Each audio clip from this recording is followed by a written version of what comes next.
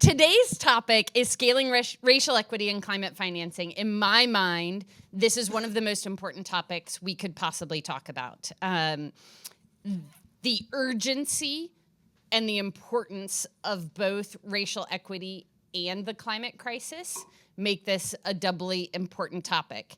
And yesterday from the main stage, we heard over and over again the term polycrisis, which I think all of us are familiar with at this point. We definitely are living in a polycrisis, and we heard Dominic tell us that our impact investments aren't creating solutions to the polycrisis. They're instead creating islands in a sea of polycrisis. One of the reasons I believe that's true is because we're not doing enough intersectional investing that brings together a multitude of problems into one financial instrument or one financial solution, but instead have become too narrow and not ambitious enough in what our funding can accomplish. I'm super thrilled to be here and to introduce our panel today. I'm going to let each of them tell you a little bit about themselves and how their work intersects with scaling racial equity, with scaling climate financing, with the intersection of the two. And we'll start right here with Chris. All right, well, thank you, Katie, and good morning, everyone. Thank you for the opportunity to be at SOCAP. Really thrilled to just be a part of this conversation. This is my second Sorenson event, having attended the summit during the summer. This is my first SOCAP, and so very much looking forward to being back here next year as well. Quick question for the room. How many of you have heard of minority depository institutions? All right, okay. And then how many of you have either an institutional or personal account at one? All right, well, you know what? Next year, I'm hoping that that survey has different results, right? And so I'm Chris White. I'm the Deputy Executive Director of the National Bankers Association Foundation. We are the 501c3 sister to an organization that's been around since 1927. Initially founded as the Negro Bankers Association, the National Bankers Association serves the 150 minority-owned banks across the country. Together, we have aggregate assets of about $350 billion. But to date, there's been very little structured and scaled collaboration between the impact investing space and the MDI sector. That's something that we're hoping to remedy. Maybe I'll have a chance a little bit later to kind of lay out the dimensions, of this sector to help everyone understand sort of the landscape. But I'm here to basically begin fostering the bridges between these two impact-oriented sectors. Fantastic. Thanks. John? Thanks, Katie. And just maybe a quick thanks to you and to SOCAP more broadly for including this really important topic. I couldn't agree more on the importance of this topic. So thank you for including this as part of the SOCAP Global Agenda. My name is John Balbach. I'm the Director of Impact Investments at the MacArthur Foundation. What we do with Impact Investments at MacArthur is we manage an allocation of our endowment, and we use that to make impact-first catalytic capital investments to support our foundation programs and strategies and initiatives to advance the field of impact investing in some way. These two topics, racial equity and the climate crisis, are two of the highest priorities for the MacArthur Foundation. And taking them one by one, and then to talk about the intersection of the two. With racial equity, at MacArthur, several years ago, we initiated this thing called the Just Imperative. And what that was for us was to take a look at our mission statement, which is to seek a just, verdant, peaceful world, and to interrogate what that means if we're putting justice at the very first, as the very first component of that. What does that mean to us? What does it mean for us to seek a more just world? And through that process, we centered racial equity in that perspective. And so what that means is we're not looking at racial equity as a program of the foundation. We're looking at it as a foundation of our work. And so that means how are we thinking about engaging with our employees? How are we engaging with suppliers? How are we engaging with our investment managers? And yes, how are we thinking about this as a cross-cutting element of all of our programs? So that's the way we've sort of thought about racial equity, and that's what guides our work. And then on the climate crisis, we think about our support for this issue across a spectrum of capital. And so that obviously includes grants, but it also includes what we think of as returns first investments, so sustainable investments for the energy transition, and it includes catalytic capital to also support our goals and objectives. The Climate Solutions Program at MacArthur is the largest program that we have at MacArthur. It's and we're using both the Impact First tool of investment as well as grants to advance that through that programmatic priority. And what we're trying to do is three things. We're trying to support the domestic ambition of the United States and India. We're trying to support energy systems, and we're trying to center equity in the work. And so that's where it comes back to this idea of cross-cutting. And so this idea of centering equity is core. And the way we think about that from an investment perspective is we're looking to accelerate climate solutions in historically underinvested communities in the United States. And that's an absolutely core priority for us. And I think that gets to this intersection and why this intersection is so important.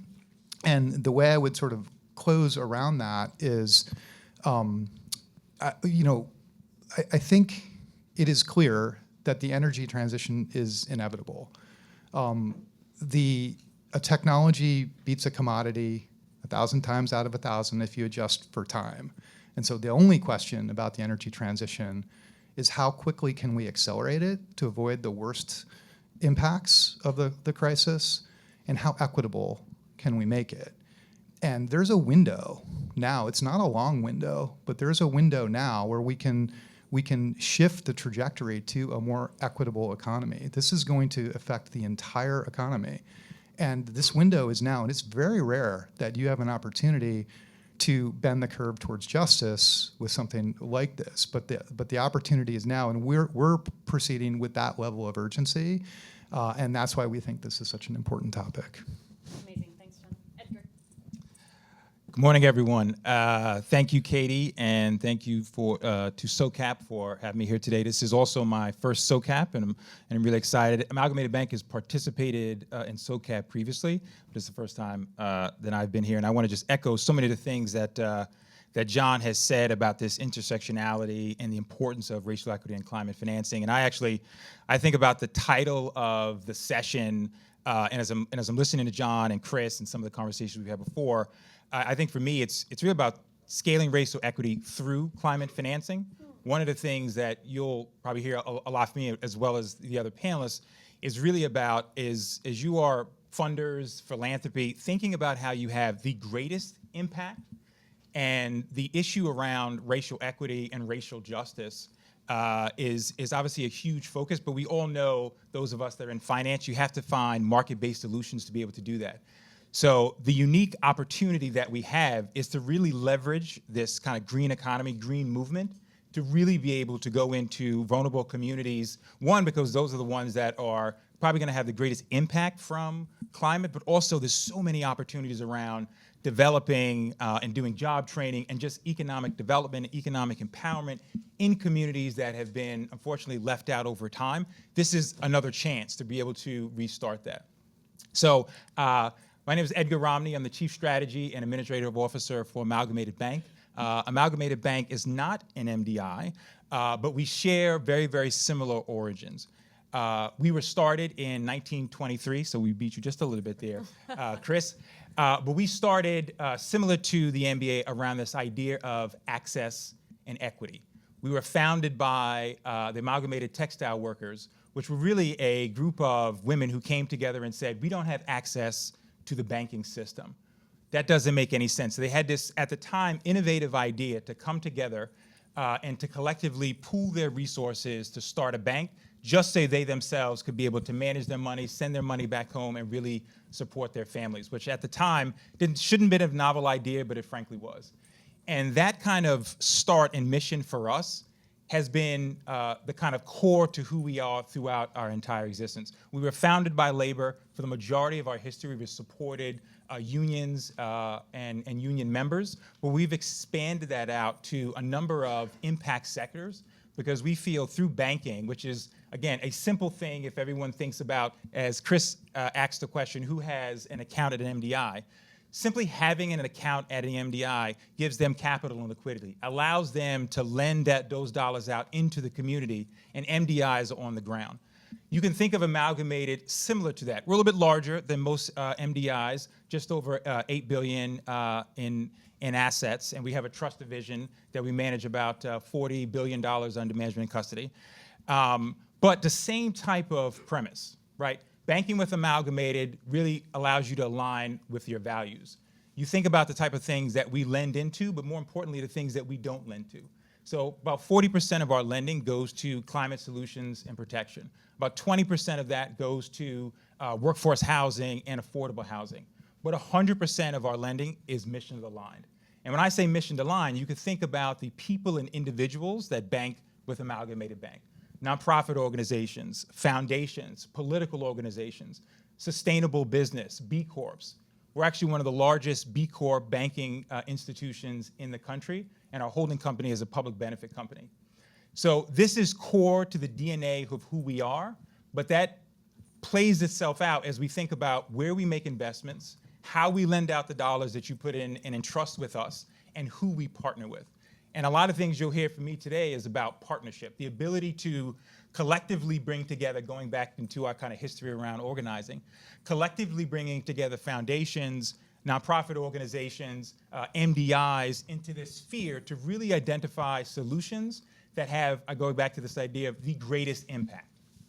We are all about lending into, supporting, and invest in things that are on the ground that have immediate impact that can be measurable. We take the approach that all of us have a role to play when you think about impact, whether it be funders and philanthropy.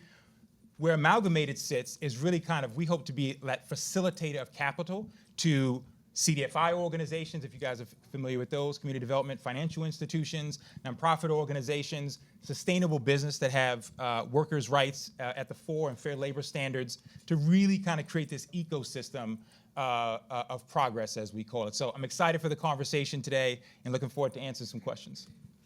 Amazing. I'm going to turn the questions to the group real quick, not for audible answers, but just a quick show of hands. Chris stole two of my first questions, but I'm going to ask a couple others just so that we know who's in the room here. And as you come in, feel free to come down towards the front, filter into the sides.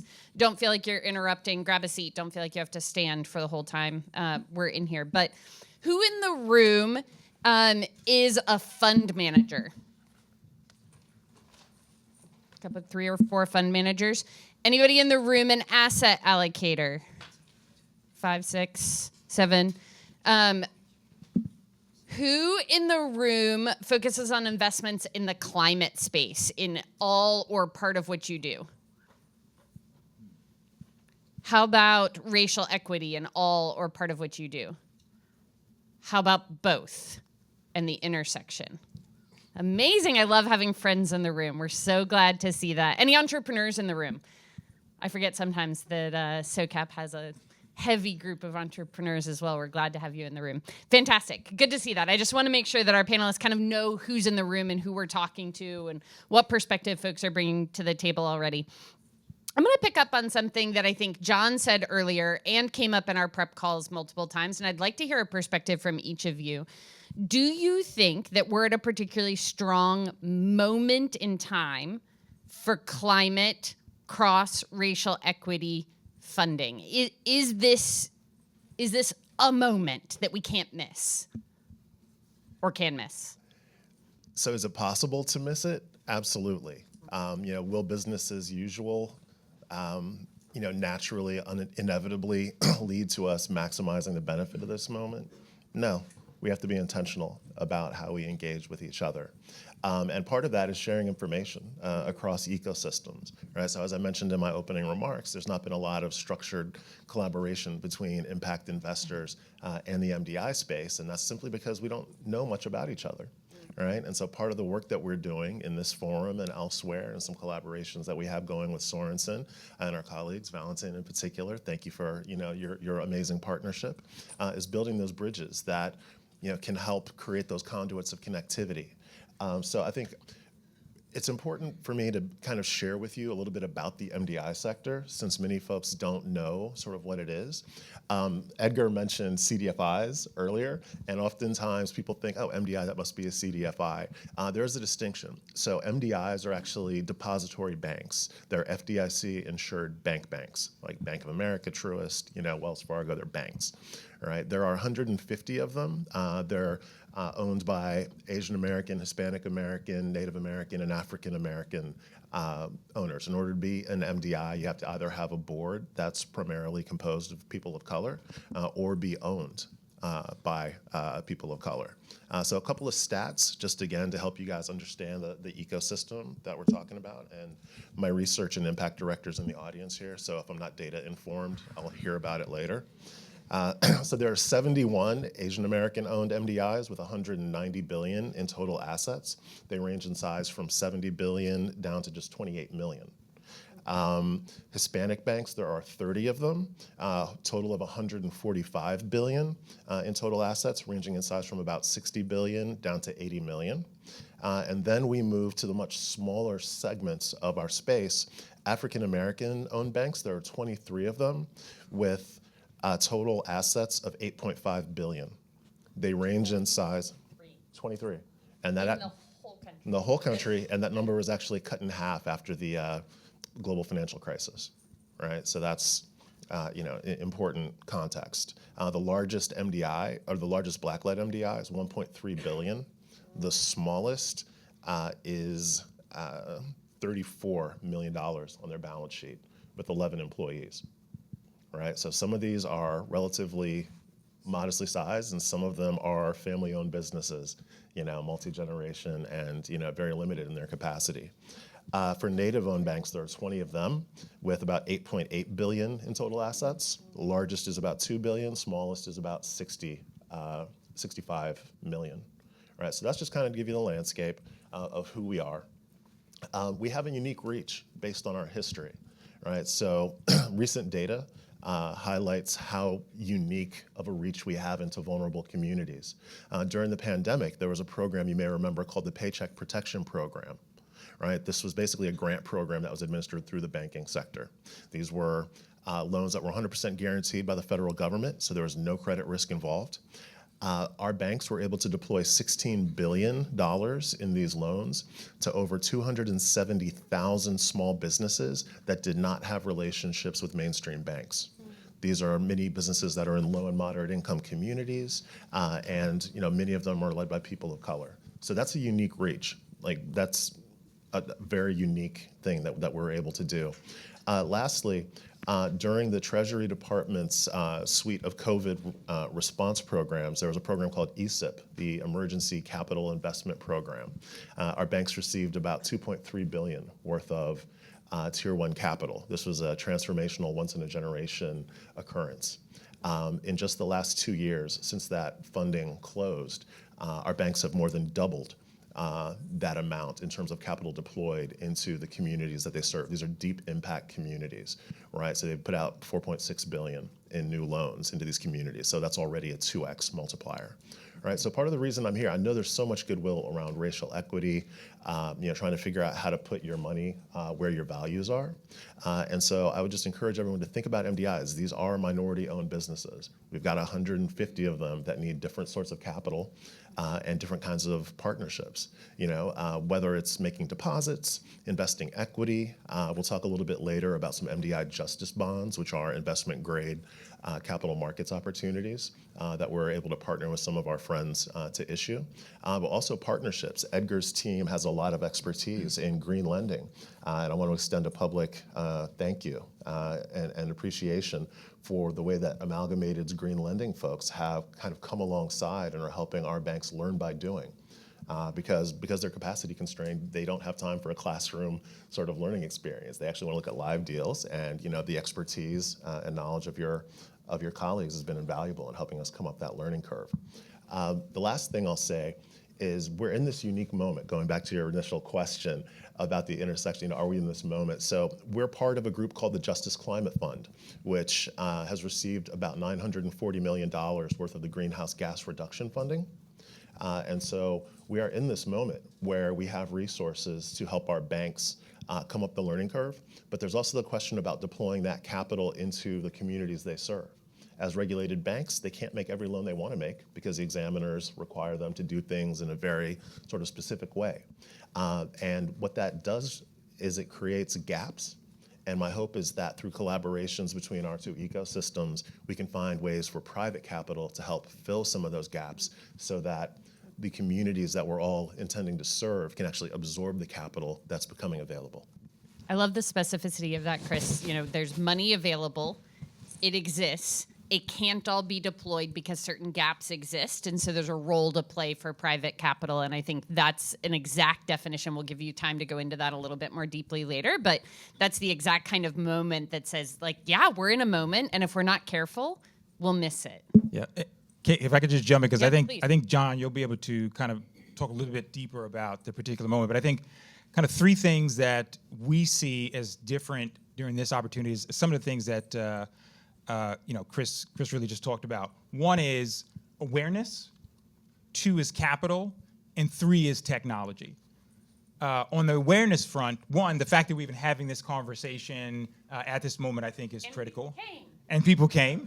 Thank you for showing up. And across the spectrum, right? As Katie asked, there's a lot of different individuals working on a lot of different arms of impact funding. I also think what we have seen that is very, very different, particularly in some of the partners we work with, again, going back to foundation, there are individuals across many foundations like John that have this experience, both working in philanthropy, but also understand the green economy and the importance of working on racial equity. There's just across the board awareness that we haven't seen before in this moment.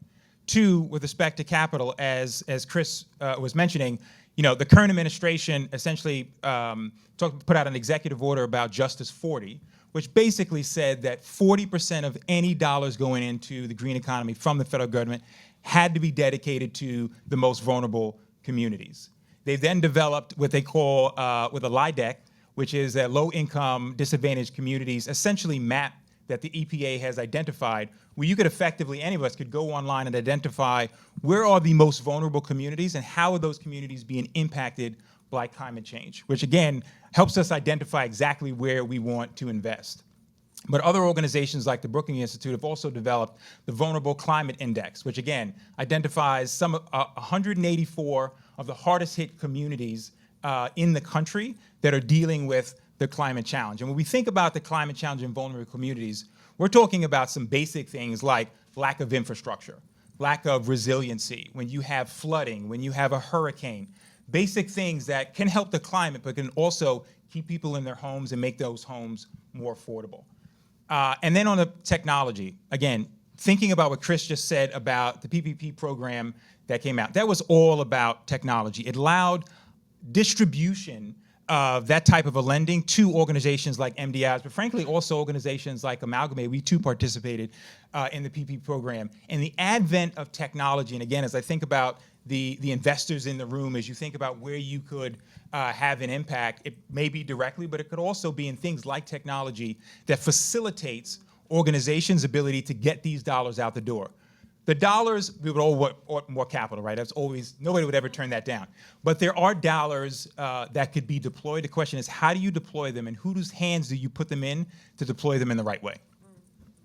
I love that, Edgar. I think it's a really important note to think about what facilitates the movement. And sometimes it's a technology, sometimes it's a policy. Where can we make sure to grease the wheels? And some of that requires private capital also. To make sure that happens. John, what do you think? You said it first this morning. We're in a moment. Do you want to speak a little bit more about that? Are we in a moment? Yeah, I'm happy to do that, and I would just echo what my fellow panelists have said earlier. I would actually describe this moment in a couple ways, and I'll maybe use a Dickensian best of times, worst of times analogy.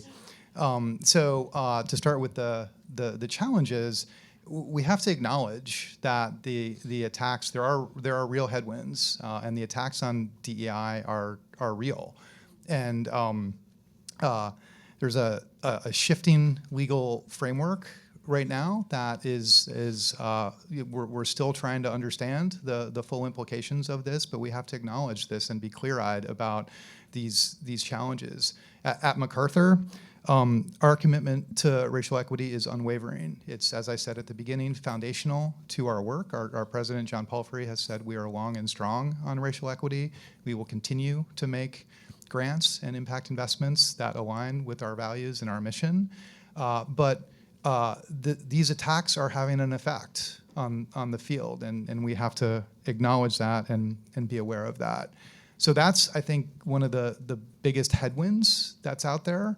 On the positive side, there was a couple references to the Greenhouse Gas Reduction Fund, and this is a really knowledgeable group, and so I don't think I need to explain what the GGRF is. Is everybody aware of and understand what the GGRF is? Okay, so to my mind, the Inflation Reduction Act was an historic piece of legislation, and that's true for a number of reasons. The level of the commitment to climate was greater than anything we've seen in the United States, certainly in my time working on this issue at MacArthur for the last 10 years. And the amount of capital that's been allocated through the GGRF presents a once in a multiple generation opportunity. That capital has been allocated, it's been, contracts have been executed, dollars have been moved out into the implementing financial entity, and so this is queued up and ready to go. So this opportunity is real, and as folks have said, the dollars are there, the capital is there. One thing that isn't talked about as much, though, is the fact that this effort, starting with the legislation being enacted in 2022, created a forcing function. And it was a forcing function for something that had baffled me for many years, and that was that we had these parallel ecosystems. We had an ecosystem of climate finance, and we had an ecosystem of community development. And there was very little intersection between the two. But this legislation and the level of capital that was allocated through this legislation created this forcing function to bring these two communities together. And that's essential, because what we can't have are parallel systems. We can't have a parallel financial system for climate. It has to be fully integrated into the financial system and into the economy, and it has to be fully integrated in with community development, CDFIs, community development credit unions, MDIs. There's a multiple decade long building of infrastructure around community development that's poised to implement, and it needs to be implemented through those channels. So that's what's so exciting about this to me. The capital is there, it's ready to move, but it was intentionally constructed in a way to leverage these channels. And people like Jahi Wise at the EPA and others were really thoughtful in constructing this. So that's what I think is most exciting about this moment that we're in. Can I just touch on one thing that John said, and you started with this, which is actually a really, really good point about the headwinds that we are facing. And I think to combat those headwinds, we think about the ability of alignment, right? So one of the, again, things about what I think is special about this panel and where within the sector we all represent is the alignment that we have, because there's going to require collective action. At Amalgamated, we have the great fortune of alignment kind of across the board with all of our clients. They understand the things that we stand for and advocate for, and 100% of those things are the things that they advocate and stand for. Our executive management team, our board is all aligned around our mission to advance social, economic, and environmental justice. And our investors understand our proposition, our value proposition, and how we differentiate ourselves in the market around mission. But that is critical when these headwinds start to arise and people start to identify and think about how they're going to navigate and move forward. And that's why getting that alignment, learning about these different mechanisms and organizations and tools and technologies, and really having that kind of pathway and alignment throughout the entire chain is critically important. Yeah, if I can piggyback, I love the analogy of headwinds, But another way I've heard this dynamic described is as a pendulum, right? There's always, a few steps forward, a few steps back. I think anybody who's sort of familiar with the history of race relations, for lack of a better word, in the US understands that there will be progress and then there's a backlash, right? We had a black president, then we had Trump, then we had, this, sorry, not trying to be political, I work for a nonprofit, I'll stop using names. One president and then we had another. Yes, well done, thank you. She's someone I try to model some of my behaviors. Yes. Right, and so the same thing is going to occur with climate. We're already seeing it, like there's an ESG backlash, right? And so, to your points about the importance of relationships and infrastructure in particular, what we really need to do is leverage this moment where we have resources for climate that is focused on vulnerable communities and set things up that will continue to work and grow despite where the sort of political pendulum is swinging. So even as we move back towards, a sort of retrenchment of, the way things used to be, we need to make sure that what we build today using the resources that are available will endure long after, I'm no longer around and any of us are. And so, really thrilled to be working with Sorenson, allowing us access to this, phenomenal ecosystem. We're doing a couple of things to try to build that connective tissue that will have lasting benefits. One, we're collaborating on a playbook that will actually highlight examples of and interviews with and best practices for MDI collaboration with impact investors and foundations. That'll be coming out in the next few months. Please keep an eye out for it. Again, thanks to Valentin Oliveri, who's our lead partner on that from the Sorenson side, so we're really thrilled about that. But we're also piloting new investment structures to help drive capital, right? We know that allocators and fund managers have certain constraints, and so we're seeking to solve that. And it's an iterative process. We're not coming up with a structure and saying, here, buy this. We're saying, hey, let's sit down and talk. Let's go through modeling together. Let's iterate and find something that works for you and for us, right? And that's something that we're actively doing now, and some of our partners in the room are a part of that, so thank you for that kind of collaboration and deep engagement. The last thing that I'll say on this sort of infrastructure is the importance of technology. So we received a $10 million grant, this is public information, $10 million grant from the Citi Foundation, CITI, Citibank's foundation, and it was for an initiative called the MDI Connect Tech initiative. Many of our banks are burdened by legacy technology, right? So they don't have the suite of services that many of us might expect from a money center bank. Right? And so figuring out what that delta is between their current technology posture and where they need to be was something that we needed to solve for. Thankfully, Citi stepped up, provided a nice grant.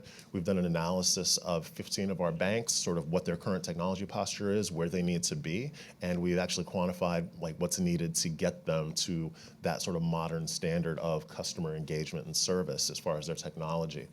It's not cheap. Right, as you might imagine. And so, that's just highlighting a partnership that we have with a fantastic funder and, how we're beginning to address these challenges, these constraints in technology, as well as relationships. We have to take a holistic approach to this work and just really happy to be part of a conversation about social capital markets and, how we can, improve the financial system that we've inherited. Amazing. One of the things that inspires me about what we just heard from the three folks here is this alignment and commitment that says no matter how the winds may change in politics, no matter the headwinds that are going to come our way, there's a way to structure your individual organization to remain committed to the goals that we have in front of us, and some concrete examples about the blocking and tackling that we can do no matter what the headwinds look like. A $10 million grant to upgrade technology at MDIs has nothing to do with the headwinds of politics, right? That can happen no matter what. And so I love hearing specific examples of, how do we act if the headwinds change even more than they have, right? That's such an incredible example. I think in our prep call, it was Chris who said, is this a moment? Absolutely. But we've had lots of other moments and we've not done what we needed to. So yes, it's a moment. But it only matters if we capitalize on it. And I think it was Anthony Buglevine on the stage yesterday who said, the greatest challenge in front of us is inaction, is the distance between our intention and our actual action. which I think is the distance between raising our hands when we said we know what an MDI is, when Chris asked, and whether we or our organizations have accounts at MDIs. That's the gap between intention and action. And so I'm excited to continue this conversation here so we can talk a little bit more deeply about bridging that gap. And we're going to launch into a quick go round of where we see the opportunities for investment. And I would say let's be as specific as we can.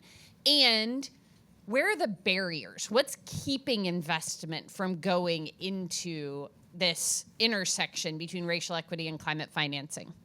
Opportunities and barriers. Sure.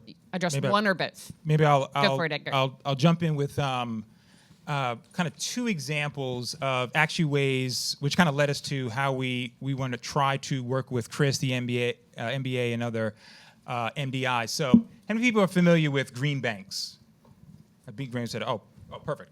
So right now through the GGRF, there is this kind of movement to set up a kind of national green bank, a quasi-government agency that really is, the purpose of it is to facilitate and be catalytic with respect to green financing. A number of years ago, Amalgamated was, we started partnering with green banks. First green bank in the country was actually the Connecticut Green Bank as well as the DC Green Bank. And two types of projects that I want to just highlight, and then I'm using that as an example on how we can potentially work with MDI. So the DC Green Bank, we actually just announced a project that we closed with them. It was a $20 million funding for community solar in DC. It's actually the second largest community solar project in DC, where we're going to put on solar on roofs of 1,000 homes. And again, talking about specific projects, that 1,000 doesn't seem like a huge number, but the cost savings for the individuals in those homes could be enormous over time. It also allows them to generate income from the generation of income that come back from the overall utility. So you're reducing costs, you're getting individuals more engaged into the climate movement, and you're bringing back potential income to them. This was all facilitated through the DC Green Bank, where they have the ability, because they're quasi-public enterprise, to be able to provide credit enhancements where maybe a regulated bank like ours, we maybe couldn't do because of certain types of standards and things that we have, but we have the commitment, we have the intention, and we want to work with partners that have that same type of a commitment. Another project that we did with the Connecticut Green Bank is we had a $100 million fund to provide small business loans to small businesses throughout Connecticut. And these small business loans were up to $50,000, but it was for them to do common things around energy efficiency, HVAC, insulation, changing the thermostats, kind of basic things that, again, allows them to reduce costs, but also have an impact on climate. Again, facilitated by essentially the Connecticut Green Bank taking a position that they were going to provide no-interest loans that we would then immediately purchase, providing them much more capital than they could have. They started with a $10 million rollout of the program. We were able to 10x that up to $100 million over time.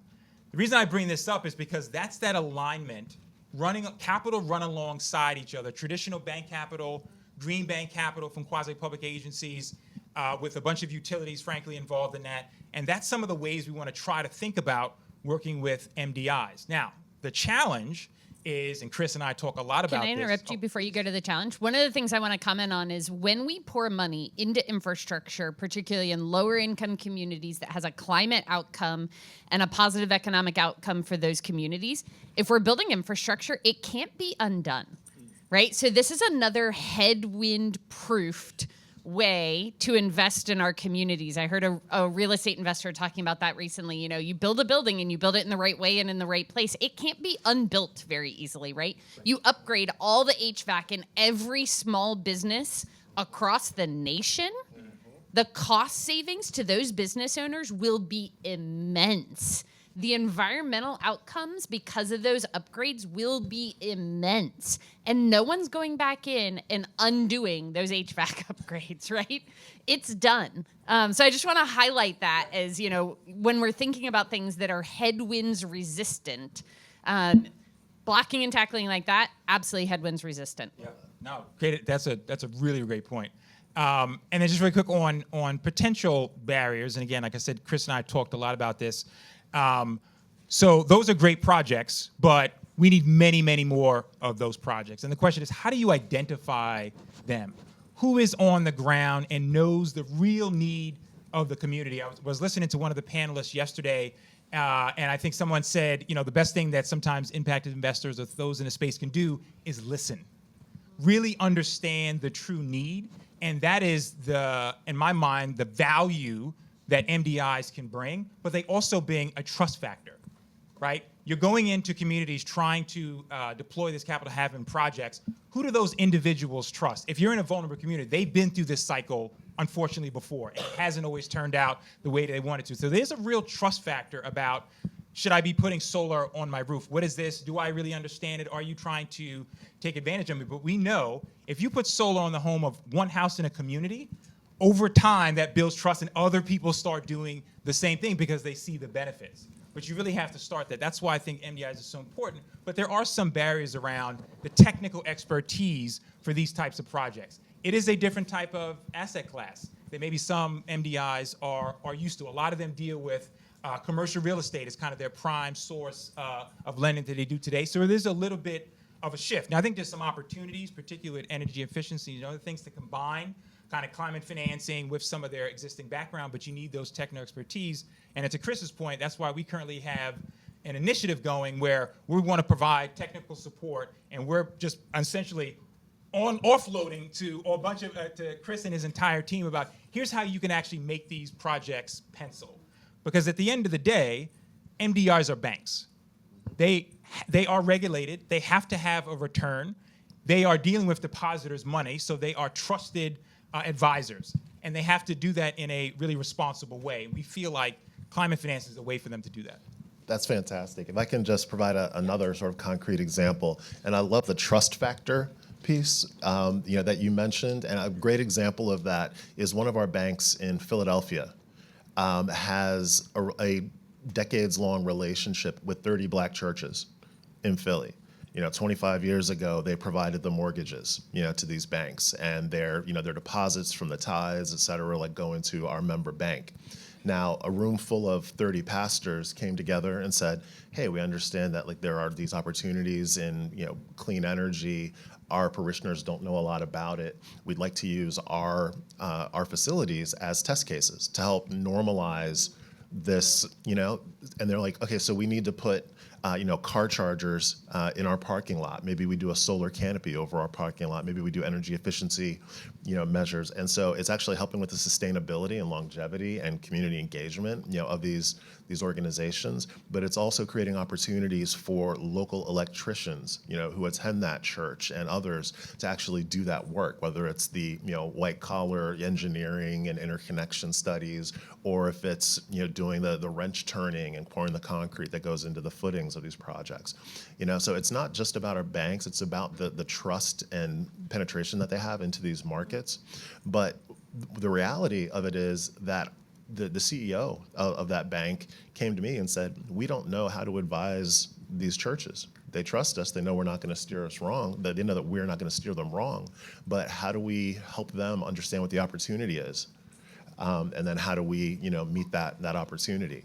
And so, there's a knowledge barrier, and there's also, as you mentioned, Edgar, banks are regulated. We can't lend, in many cases, 100% of the cost of a project, right? And in capital constrained communities, the nice way of saying people don't have a lot of money, if a bank can do 75% of the cost, of a solar canopy, where's that other 25% going to come from? If you don't have access to a universe of investors that can provide that 25% stack or the capital stack, the project's not going to happen. So there's an opportunity for that but-for capital to play a role there. And then the last thing I'll say, going back to the small business piece, if the small businesses don't have lines of capital that they can use to actually purchase the equipment, hire the employees to do this work, then a lot of times those contracts, the projects either won't move forward or they'll go to some outside company that does have access to that capital, right? So there's a need for capital at the project level, also in the ecosystem of vendors who need working capital to deliver that. And I would be remiss if I didn't mention that developers of color also need access to capital. So I'll be very quick because it looks like there's a lot of questions. So I want to make sure we get to all of your questions as well. I think a lot of the opportunities and barriers were discussed by Chris and Edgar already. I'm going to just tick through a few that I think are really important. So one is bridge financing. So there are uncertain cash flows on the back end of some of these projects that make conventional capital coming in very difficult. So if folks can come in and do the bridge capital, it unlocks the projects. So that's one. A second is whole building improvements. So like an example of this is making rooftop solar ready is not an allowable use of funds within the GGRF, but there's no way you can do a solar rooftop project without making the roof ready. So that's a great investment. You can unlock the whole project by coming in and doing that. I want to double click on the support for small businesses and contracts with a specific focus on contractors of color and helping to scale them up. That gets back to the point of making this transition equitable. This is one of the key ways that we can do that. Enterprise level debt with the recipients, subrecipients, and the CDFIs that are implementing the GGRF program. They need that capital, and those are great investments that you can make. Project level co-investments, again, really solid investments that are coming in alongside GGRF capital, and then support for secondary market vehicles. And there's a lot of work being done on this now. And then just quickly, 3 barriers that are non-financial related but are incredibly important. One is community engagement.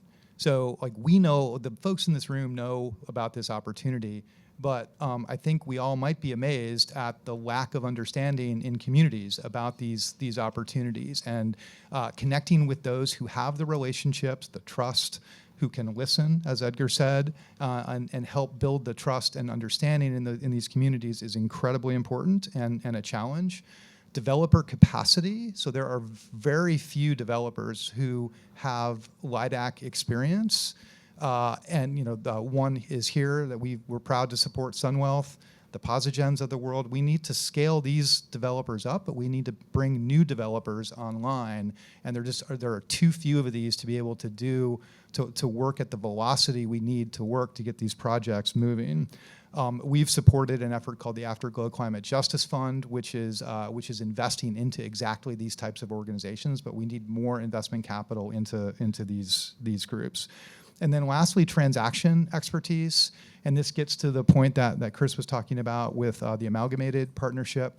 There just isn't a lot of folks who have done these transactions. And so we need to figure out how to facilitate connections like the Amalgamated connection so that there's a knowledge transfer and an understanding of the transactions that can be done through participations. It can be done through co-investments. We supported a group called Inclusive Prosperity Capital. That is a spin out of the Connecticut Green Bank that's doing this on a national level. But we need to prop up and support those who have this expertise and get them connected into this ecosystem as quickly as possible. If I can just chime in, something that you said sparked in me that I needed to sort of talk about the opportunities, again, that you mentioned in our space. So one of our banks, a leader in this space for MDIs in climate, actually is doing about $100 million a year in clean energy finance. They're originating to sell. They have a $1.7 billion pipeline. And they're creating opportunities for our other banks to learn by participating in those transactions. Right now, all of them need liquidity. Right, that's an opportunity for engagement. Whether it's doing deposits or setting up a liquidity facility, or any number of other interventions that we can talk about, designing to meet the need. Also, our sector has on its balance sheet, on our aggregate balance sheet, $45 billion worth of small multifamily properties that have been financed. Right, so those are properties with 4 or fewer housing units. So think small apartment buildings, garden style, et cetera. Most of these are older buildings. Many of them are energy inefficient. Many of them need to be decarbonized, both for reasons of cost, but also social determinants of health and particulate in air, the asthma, et cetera. And those are phenomenal opportunities for smaller contractors to go after, assuming they have the right skills. They're too small for the large ESCOs, energy service companies, to go after. sector. But by engaging with the MDI space, there are these opportunities, $1 billion, $1.7 billion pipeline, $45 billion worth of small multifamily properties, many of which are in low-income communities. These are opportunities where you'll see the cost savings and the social benefit accrue to the residents of these communities. It's also not bad business for our banks, right? So they make additional loans, but it makes the higher quality assets, right? So, our banks are owned by people of color. They only make money by deploying capital into the communities they serve. There's a double impact there, and then triple impact if you think about the environmental piece of it. Kate, just really quick, and I know we have looks like a lot of questions. Just really quickly, something just critical that Chris just talked about again, as we think about the intersectionality between racial equity and climate equity, public health and health is a huge part of what it means to have racial equity. And again, that is occurring or can occur through these climate financing. So it's like all three of these things are just critically important. Again, goes back to this is that type of a moment to bring all those things together. Yeah, I love that note. One of the barriers that I brought up in our prep call was that I think sometimes impact investors have, I won't call it two, no judgment, have a narrow lane, and it makes it actually more difficult to make intersectional type impact investments. Because if your lane is just climate or just racial equity or just public health, these types of investments may not rise to the surface. That speaks to one of the questions from our crowd. Edgar rightly noticed we've had many, many, many questions now. We will not answer them all in our remaining 10 minutes. We're supposed to be convening here in 20 minutes before we're kicked out of the room. But that's okay because some of you wrote in cursive. Who knows how to read cursive anymore? And some of you have atrocious handwriting. And so right off the bat, we get to skip a couple of these. Little judgment there. Okay, fine, a little judgment. In truth, I love the cursive. Thank you to whoever did that. This question is for John, and it relates to my last barrier comment. How do we tell the story to non-climate focused funders about the GGRF opportunity? So many large foundations may miss this generational opportunity. For example, I, the writer, not me, am a trustee at Next 50, which is a large funder in aging and caregiving. Thoughts? Yeah, so it's a terrific question. I think I would go back to what I said at the beginning, that the energy transition is affecting the entire economy. It's happening, and so what the GGRF is a climate program, a community development program, a public health program, and really depending on what your interests are, you can find points of engagement to support it. We mentioned the points of connection to the infrastructure of community development finance, supporting the CDFIs with the capital they need on their balance sheets to implement this program strengthens those institutions to do all the work that they're doing. Supporting the MDIs with deposits to do this work supports those institutions to do all the work that they're doing. So this is an enormous pool of capital that is flowing through the system. It was intentionally structured to connect to community development, and that connection allows for this plethora of social outcomes that go far beyond climate, but have the benefit of also building on the foundation of climate action. And just quick follow-up on that. I know MacArthur's a large entity. Do you guys have anything written, any white papers, any blogs on your website, anything that, this person in the room or others might be able to pass on to their board or somebody and say, like, hey, look, this is how MacArthur's talking about it? I wish I could say that we did have a white paper or something to that effect, but you've sparked an idea, and so maybe we will. Maybe we'll try to do a blog of some kind. And if someone else collaboration here, maybe with a white paper. Collaborate. It's collaboration. We're very busy trying to help implement. So. I love that. But sometimes I think having such an incredible space an incredible name in this space, there might be an opportunity for that. And if I can just plug quickly, our website, nationalbankers.org, has some fantastic resources for more information about the MDI space. There's also information on the FDIC's website. Fantastic. The U.S. Treasury website, treasury.gov/visa. We have a list of all the MDIs, 174. Amazing. That received the visa program money. Great. They're all well capitalized and looking for investments. Great. Fantastic. So there's some opportunities, whoever wrote that question. We're taking questions on cards if you have one. We may go to hands up if we have extra time, but I don't think we're going to have extra time. This person asked for ideas for how to deal with the barriers of MDIs not being rated, so investment committees see them as too risky. Great question. I thought you would like this. I love that question. So I have to be careful how I say this, or an investment banker or attorney in the room will come up and tackle me. Are there investment bankers and attorneys in the room? I is- know there's at least one attorney. All right. Oh, yeah. So, Be careful. My investment banker isn't here, so I'm like kind of safe.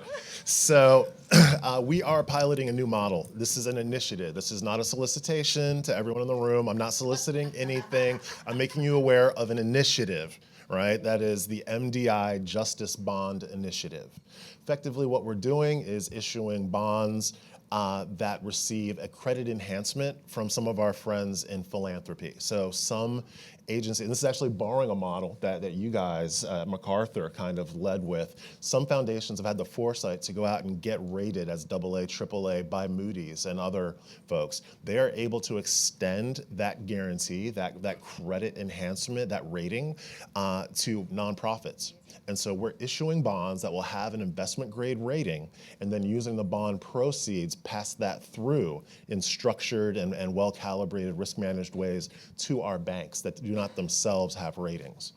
So we're starting off with a modest pilot. It's going to be like an 8-figure deal. First closing this year, next closing is middle of next year, and then we're going to move the decimal point over and actually become index eligible. By hitting like that appropriate scale. We've got the great partners, money center banks that are supportive of this. So you'll be hearing more about that in the next 12 months. That's great. Thanks, Chris. This next person said there's a weight in organizations receiving capital from the GGRF.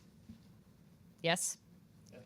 What opportunities exist for investors to help bridge financing while they're awaiting that capital? Many MDIs are not CDFI certified. It costs roughly $65,000 for them to get that CDFI certification to hire the appropriate consultant. Simply getting that certification will make them eligible for $10 million in funding from the Justice Climate Fund. That's a heck of a multiplier. That's just one of several examples that either I or Anthony Barr, please raise your hand, my Research and Impact Director, can help answer questions about that as well. Just to add this, and John, you brought it up too, this idea of kind of bridge financing, which tags into the question. Again, as you think about some of these green project deals, there is actually a lot of work that goes into these types of projects before you went anywhere close between ordering a panel or doing certain type of energy efficiency. There are energy audits that have to be conducted. There's permitting and other things. So there's this huge need and frankly a gap between funding at that earlier stage where, again, some institutions like banks, it's a little bit harder for us to go in and kind of pre-development type of work to do some of this stuff, but is great opportunity both for philanthropy but also for impact investors to come in short periods of time, maybe 12 months bridge financing to get you to the ultimate project where, again, banks like ours and MDIs, as we're building out, can then step in. Yeah, I'm sorry, John, go ahead.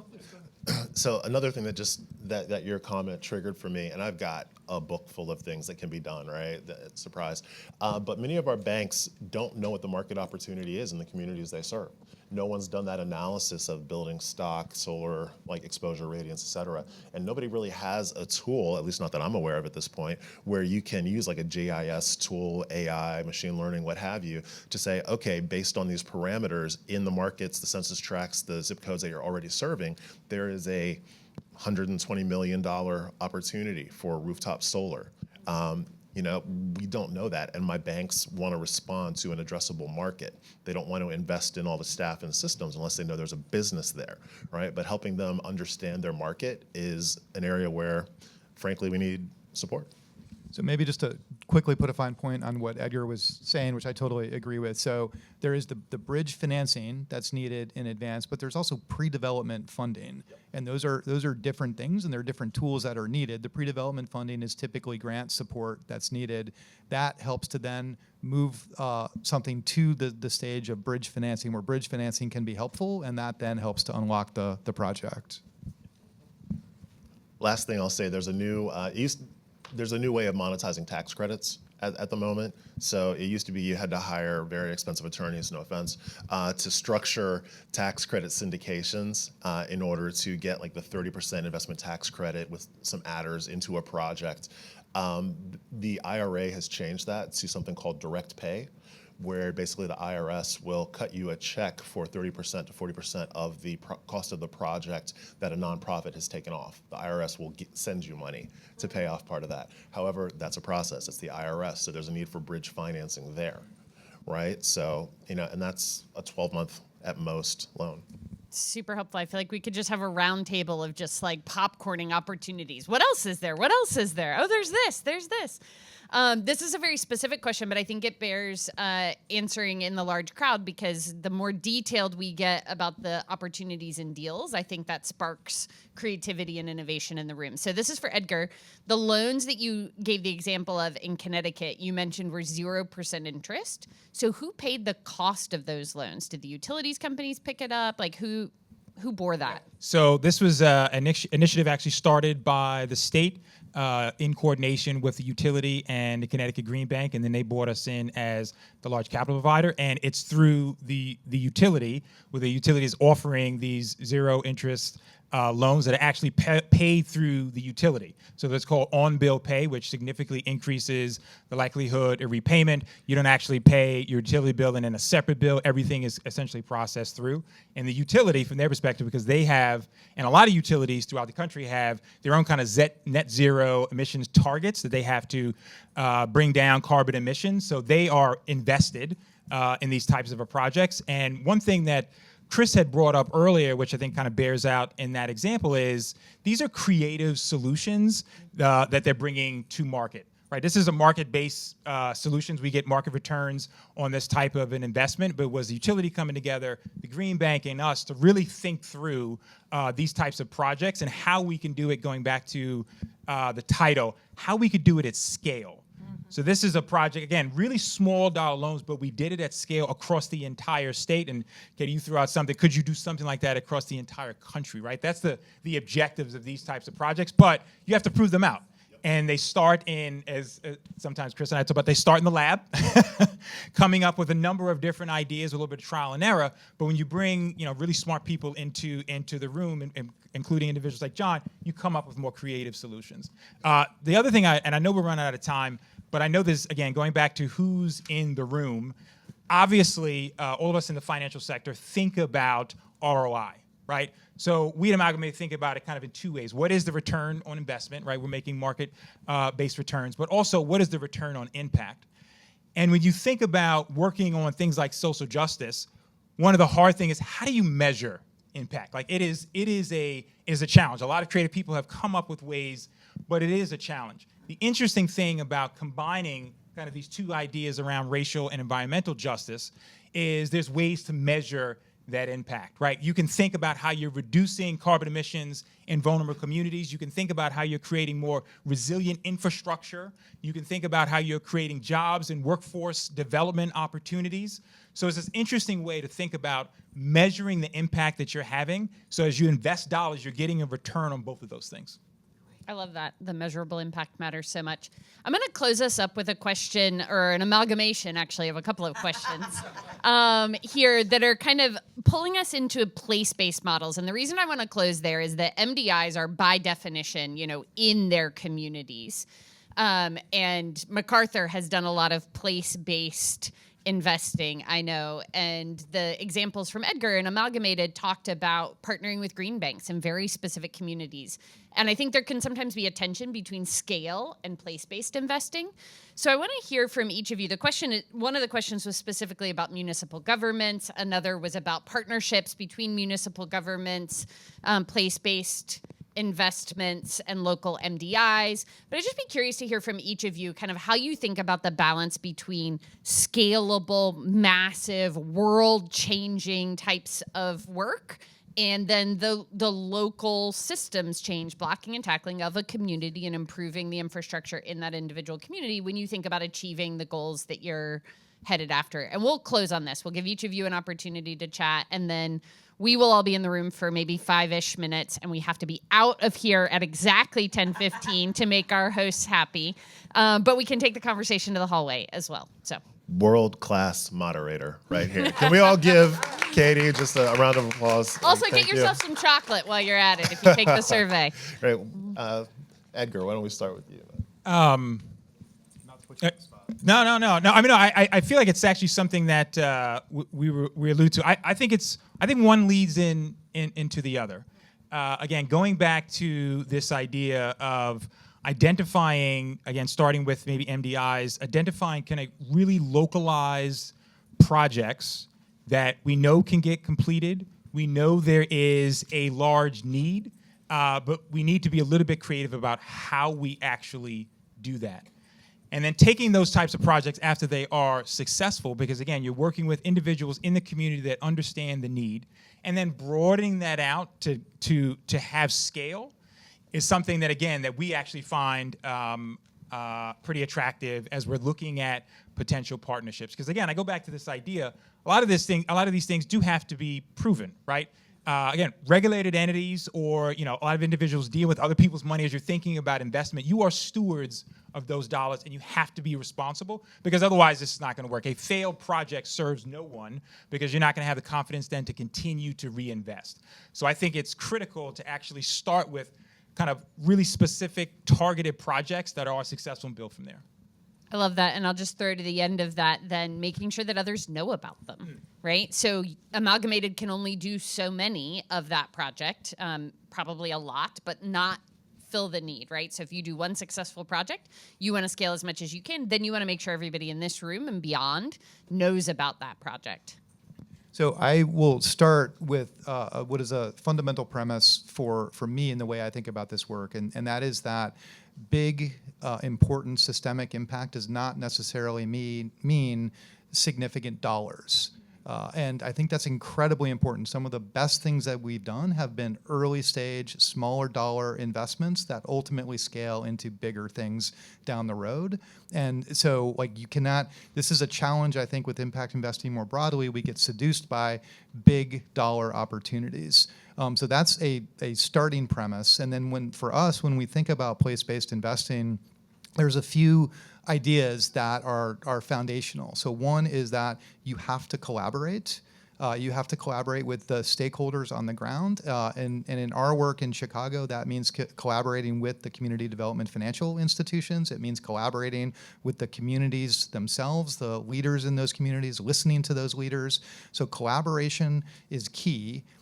Complementarity is key as well. And so as an example of this, what does it mean to collaborate with a CDFI? Well, what we do is we do not offer products that are competitive to them. We offer products that extend what they do. And an example of that is a participation. So we will look at transactions that CDFIs want to do, can't quite get over the finish line. They need some last mile capital. We'll come in with a participation to help them with that. So collaboration and coordination is key. And then partnering with leaders who are willing to step forward. So our collaboration with in Chicago called Benefit Chicago, that's a collaboration with the Chicago Community Trust and Calvert Impact Capital. The Chicago Community Trust stepped forward as a leader. So partnering with a community foundation is critical in working in a place-based manner. They demonstrated leadership. They were willing to step forward and work with a lot of these relationships. So having an individual or an organization step forward to lead in a collaborative way with the effort is really important. We are interested in supporting efforts like this outside of our hometown. We've invested in an effort called Invest Appalachia that has all of these same principles involved. And we're excited to see these types of collaborations emerge in different communities and are interested in tracking and supporting them. Yeah, I think there's actually complementarity between the questions of scale and place-based. I feel like they're not necessarily in tension. If one of our banks is able to figure out how to, as a regulated institution, have the impact that we all want it to have in the markets that we're serving, that they are serving, then their peer institutions will see that and they'll want to follow on. There's a spirit of collaboration. To the extent that we can reduce costs of moving into this space, that's a role that our foundation plays.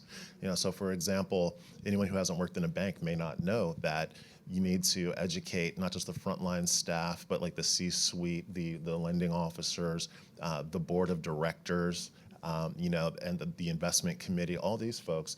And so banks shouldn't have to create all that on their own.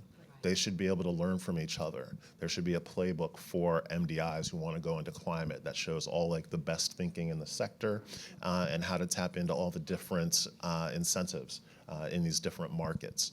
Right, so I think there's an opportunity to your point, help normalize this sort of work and leading by examples, leading with pilots, and then taking advantage of the fact that you can prove something in a particular location, and then other folks will follow on that path once that trail has been blazed.